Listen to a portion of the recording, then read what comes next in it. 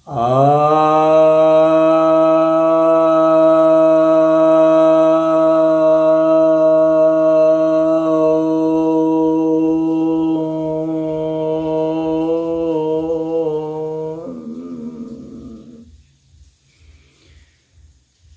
भक्तजनों को सप्रेम नमन। भक्तों, आज आपके समक्ष मैं श्रीमद् भगवद गीता के 15वें अध्याय के 9वें श्लोक की व्याख्या करने जा रहा हूँ। यह श्री भगवान वाच है, अर्थात श्री भगवान कहते हैं,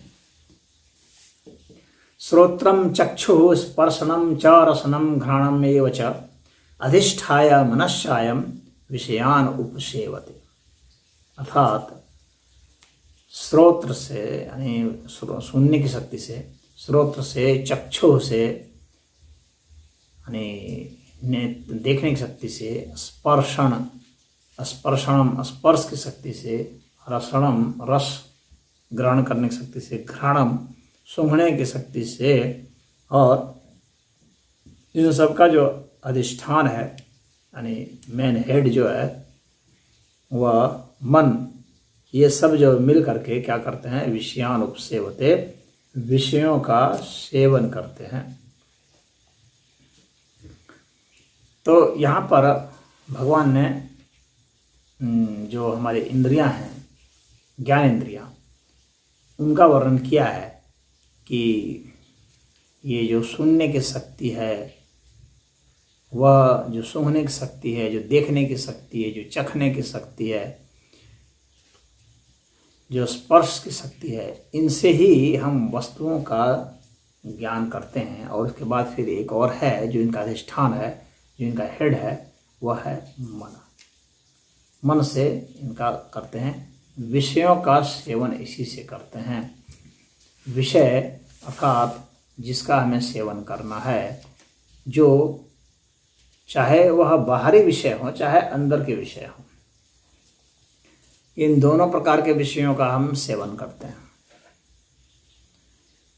तो अब इनके ये जो पंचभूत हैं, आकाश, वायु, अग्नि, जल और पृथ्वी, ये पंचभूत हैं। तो इन पंचभूतों के जो है वो 3 गुणों के कारण इनका 3 तरह से अंतर हो जाता है, इनकी अभिव्यक्ति में, इनके व्यवहार में, सत्वगुण से, रजगुण से और तमोगुण से ये अंतर आ जाता है। तो जैसे आकाश, पंचमहाभूत में जो आकाश है, तो आकाश जो है वह शब्द का मुख्य है। तो शब्द जो है इसका यह तमोगुण हो गया, और जो रजोगुण है वो वाक है, तो वाक शक्ति है। और जो सत्वगुण है वो श्रोत्र है, सुनने की शक्ति। तो जाहिर सी बात है कि सुनने की शक्ति जब है और उसका रजोगुणात्मक यानी उसका क्रियात्मक रूप क्या है, एक तो सुन लिए हम, लेकिन उसका क्रियात्मक रूप क्या है, वाक शक्ति। वाक शक्ति बोलने की शक्ति। आप देखे होंगे इसीलिए कि जो सुनने में समर्थ नहीं होता है वो बोलने में भी समर्थ नहीं हो पाता है। इसका मतलब है कि सुनना हमारे बोलने से बहुत जुड़ा हुआ है। तो उसको शब्द बोध फिर नहीं रह जाता सही। तो जो ना सुन पाता है ना बोल पाता है, उसका शब्द बोध बहुत कम रह जाता है, और समाज में उसकी प्रगति की संभावना नगण्य मात्र हो जाती है। उसी तरह से वायु है। वायु जो है वो स्पर्श का विषय है, यानी हमारी जो स्पर्श शक्ति है, स्पर्शनम जो यहाँ भगवान ने कहा हुआ है, तो स्पर्श शक्ति जो है वो वायु तत्व, पंचमहाभूत में वायु तत्व का जो तमोगुण है वह स्पर्श है, और उसकी जो शक्ति है वो स्पर्श शक्ति कहलाती है। और हम स्पर्श तो हमारे चमड़े से होता है, कोई भी चीज़ हमारे चमड़े से टकराती है तो वह त्वचा जो है वह उसका जो है गुण हुआ, त्वचा से ही हमें स्पर्श की अनुभूति होती है। और हम स्वयं जब किसी चीज़ को स्पर्श करना चाहते हैं तो हम हाथ बढ़ाते हैं, इसीलिए हाथ जो है इसका रजोगुण में आता है। तो हाथ हम लोग बढ़ाते हैं जब हम लोग को स्पर्श करने की इच्छा होती है, कुछ छू करके हम जानना चाहते हैं। तो भाई यूँ तो हम लोग की पूरी त्वचा जो है संवेदनशील है, लेकिन हम लोग के त्वचा का जो कुछ हिस्सा है वो ज़्यादा संवेदनशील है। जैसे कि उंगलियां हैं, ज़्यादा संवेदनशील हैं। उंगलियों में भी जो पोर होते हैं, ये सब जो पोर हैं ये ज़्यादा संवेदनशील होते हैं। ये सब पोर, इनसे स्पर्श होते ही हमें कुछ ज़्यादा आभास होता है। अभ्यास से भी हम अपने स्पर्श शक्ति को बढ़ा सकते हैं। इसलिए आंख बंद कर करके आप स्पर्श अगर करेंगे, हर वस्तुओं का अलग टेक्सचर होता है। यदि आप स्पर्श करते हैं सभी वस्तुओं को और छू करके ही उस वस्तु को पहचानने की कोशिश करते हैं, अभ्यास करते हैं, यह भी एक ध्यान साधना है, तो आप समझ जाएंगे कि स्पर्श इंद्रियाँ कैसे विकसित हो सकती हैं और इससे हमें कितना बोध हो सकता है। और जो अंधे होते हैं व्यक्ति, उनमें सुनने की शक्ति और स्पर्श की शक्ति बढ़ जाती है, क्योंकि इसी दो माध्यम के से वो ज़्यादा कुछ पता लगाते हैं। तो वायु का तो यह है। उसी तरह से अग्नि है। तो अग्नि जो है वह दृष्टि का, विजन का मुख्य कारण माना गया है। तो देखने की जो शक्ति है वह, और जो भी इसका जो तमोगुण रूप है वह तो रूप है, यानी जो रूप हमें मालूम होता है वो अग्नि तत्व के कारण ही होता है। और यहाँ अग्नि तत्व का कहने का मतलब होता है कि जिसमें ताप भी है और प्रकाश भी है। तेज मतलब होता है, यानी बिना प्रकाश के हम किसी चीज़ को देख नहीं सकते। तो रूप जो है वो प्रकाश का ही आता है, तो वो अग्नि तत्व के तहत आता है। और इसमें हम लोग की जो क्रियात्मक रूप से जब इसको है तो इसको पैर को दिया जाता है, यानी इसका क्रियात्मक पहलू है। एक तो आँख तो है ही, लेकिन दूसरा क्रियात्मक पहलू जो है वो पैर है। यानी हम रूप को देखते हैं तो हमारे पैर चलते हैं सही ढंग से, यानी पैर को चलाने के लिए रूप का संबंध बहुत जरूरी है। हम अगर आंख बंद कर लें तो हमें चलने में बहुत परेशानी हो जाएगी। सिर्फ ध्वनि के हिसाब से हम नहीं चल पाएंगे, लड़खड़ा के गिर जाएंगे। लेकिन अगर हम देखते हैं तो हम देख के चल सकते हैं। इसीलिए दृष्टि का बहुत बड़ा संबंध जो है वो पैर से है। तो इसका रजोगुणात्मक रूप, यानी कर्मेंद्रियों के रूप में इसका प्रकटीकरण, आँख से तो हम इसे ग्रहण करते हैं रूप को, लेकिन इसका जो रिफ्लेक्शन है, जो हम बाहर इसको निकालते हैं कर्म में, तो वो पैर ही है। तो अग्नि तत्व का इसलिए पैर से यह संबंध है। रूप का संबंध इस तरह से पैर से बन जाता है। उसी तरह से जल है पंचभूत में, तो यह रसना है। भगवान ने जो यहाँ रसनम कहा है, तो यह रसना है, यानी जल तत्व से जो है हम वो रसना जो शक्ति है, यानी स्वाद की जो शक्ति है, वह जल तत्व के कारण है। और यह जो है हमारी जो रसेंद्रियाँ हैं, जीभ जो है, यह इसमें बहुत महत्वपूर्ण भूमिका है। जीभ के ऊपर जो बर्ड्स होते हैं, टेस्ट बर्ड्स होते हैं, जो कि स्वाद लेते हैं, और वो स्वाद जो है, उस स्वाद के कारण ही हम भोजन को यह समझते हैं कि यह ग्रहण करने योग्य है या नहीं है। कोई चीज़ ग्रहण करने योग्य है या नहीं, यानी हमारे स्वास्थ्य के लिए अच्छा है या नहीं, यह हम स्वाद से ही समझते हैं। और स्वाद में जो जब हम छहों स्वाद का, जैसे कटु है, तिक्त है, और खट्टा है, मीठा है, नमकीन है, और कसेला है, तो कसाय, तो यह जो है, ये जो 6 स्वाद जो हैं, ये हमारे लिए बहुत महत्वपूर्ण है। जब 6 स्वाद का हम प्रतिदिन सेवन कर पाते हैं तो हमारा शरीर स्वस्थ रहता है। दुनिया में बीमार वही लोग पड़ते हैं जो इन 6 स्वाद की अवहेलना करते हैं, यानी इसमें से सिर्फ 4 स्वाद को ही लेते हैं अमूमन। खट्टा, मीठा, तीखा और नमकीन, ये 4 स्वाद ही हम लोग लेते हैं। और कड़वा और कसेला हम लोग नहीं लेते, इसलिए हम लोग बीमार पड़ते हैं। तो जैसे कि नीम हो गया, उस तरह का स्वाद हम लोग नहीं लेते हैं। कटु स्वाद, तिक्त कषाय स्वाद जो है हो गया, जैसे कि कच्चा अमरूद हो गया या आंवला हो गया। कसेला होता है, जैसे बबूल हो गया। तो उस तरह के स्वाद को नहीं लेते हैं, इसलिए अधिकतर दवाइयाँ आप देखेंगे तो कड़वी और कसेली ही होती है, क्योंकि उन तत्वों की कमी है तो उसी को पूरा कर दिया जाता है। तो यदि अपने घर में आप जो भोजन बनाते हैं या बनाती हैं, तो इनका ध्यान रखें कि ये 6 स्वाद वाला भोजन प्रतिदिन शरीर में जाएगा तो आप स्वस्थ हो जाएंगे, अन्यथा आपको दवाई के चक्कर में आ ही जाना पड़ेगा। तो अब ये इस रचना से भी हम लोग बाहर की चीज़ों को जानते हैं, उसका हमें बोध होता है। हर चीज़ का अलग अलग टेस्ट होता है। तो हमें जो ज्ञानेंद्रिय से, जो रसना ज्ञानेंद्रिय है, उससे हमें उन चीज़ों का भी बोध होता है, टेस्ट से भी बोध हो जाता है। और उसी तरह पृथ्वी तत्व है, यानी जो हम सूंघते हैं, गंध की क्षमता होती है सूंघने, इसको प्राणायाम से बढ़ा सकते हैं, सूंघने की क्षमता बढ़ सकती है प्राणायाम से। तो इसका जो रजोगुणात्मक है कि हम सूंघ करके उसको 2 तरीके से उसका अभिव्यक्ति करते हैं। एक तो बाहर निकाल देते हैं गंध, दूसरा जो हमारा गुदा द्वार है उससे जो गंध निकलता है। तो शरीर के गंध जो है, क्योंकि हर जो भी भोजन हम लोग करते हैं उससे एक गंध का निर्माण होता है,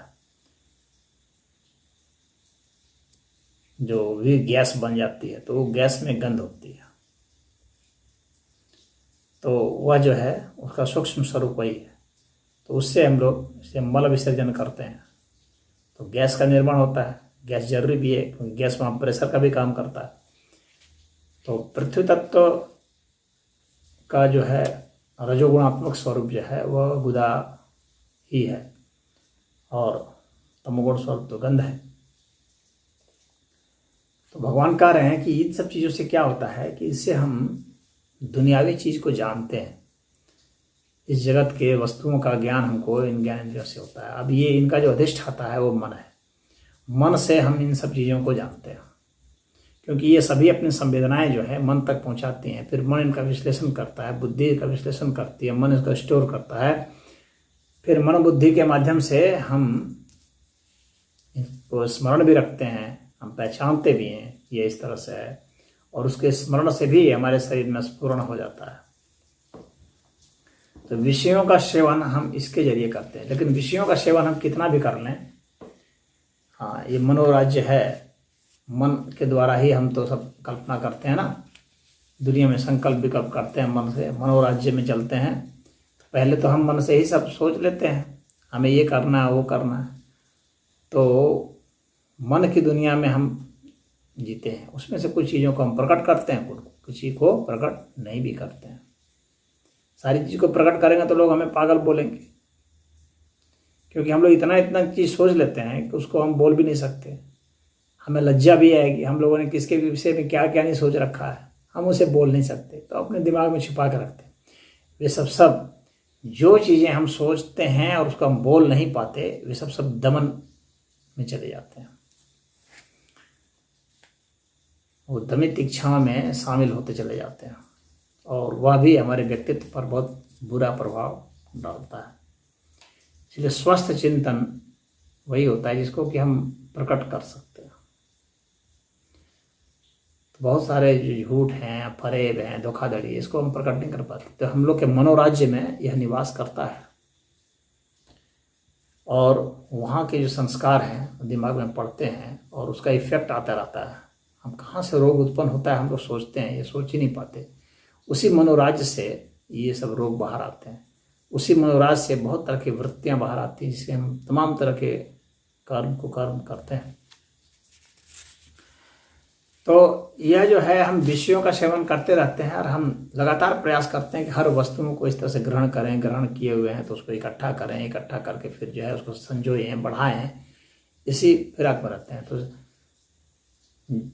जनसंख्या को बढ़ाना, जन सहयोग को बढ़ाना, अपने अपने पद को बढ़ाना, अपने पावर को बढ़ाना, अपने धन को बढ़ाना, उपभोग की चीज़ों को बढ़ाना, इसी में हम लगे रहते हैं। लेकिन इससे हम ये सोचते हैं कि इससे तो हमारा सध जाएगा, हम इससे सुखी हो जाएंगे, लेकिन ऐसा हो नहीं पाता। हो जाते हैं उल्टे दुखी। परंतु ऐसा प्रतीत होता है कि हम हो जाएंगे, इसीलिए हम लोग बढ़ाते रहते हैं, क्योंकि हम लोग का दिमाग सुविधाओं की ओर जाता है। उसको लगता है कि ये होने से ऐसा हो जाए। लेकिन ऐसा करते करते करते करते जब हम देखते हैं कि ये सुविधाओं के बोझ के तले हम धीरे धीरे और सुखी होने के चक्कर में कमज़ोर हो गए। इंद्रियां भोगते भोगते निस्तेज हो गई, क्योंकि बहुत ज़्यादा जब हम इंद्रियों का प्रयोग करते हैं तो क्या होता है कि इंद्रियां शिथिल हो जाती हैं, उसकी शक्ति क्षीण होने लगती है, तो उनमें डिटेक्शन की क्षमता घटने लगती है अत्यधिक प्रयोग से। और यदि एकदम प्रयोग नहीं करें तो भी वे कमज़ोर हो जाएंगे, अत्यधिक प्रयोग करें तो भी वो हो जाएगी। इसका एक संतुलन होता है, उस संतुलन में करेंगे। अगर आपको अंधेरे कमरे में बंद कर दिया जाए बहुत समय तक, तो बाहर निकलेंगे तो आपकी आंखें रोशनी को देखने में समर्थ नहीं होगी, चुदिया आ जाएगी, आंख आपकी अपने आप बंद हो जाएगी, क्योंकि रोशनी से उसका पाला पड़ा नहीं। वहाँ उसका बहुत कमज़ोर पक्ष आ गया सामने, यानी उसमें कमजोरी आ गई, क्योंकि संवेदना उसमें नहीं जा पा रही थी अंधेरेपन की वजह से। और जब बहुत तेज रोशनी में कर दिया जाएगा तो आपकी भी देखने की क्षमता घटना हो जाएगी, अंधा होने लगेंगे। तो तेज रोशनी में भी और नई रोशनी में भी हम लोग की इंद्रियां खराब हो जाती हैं। उसी तेज ध्वनि में भी, और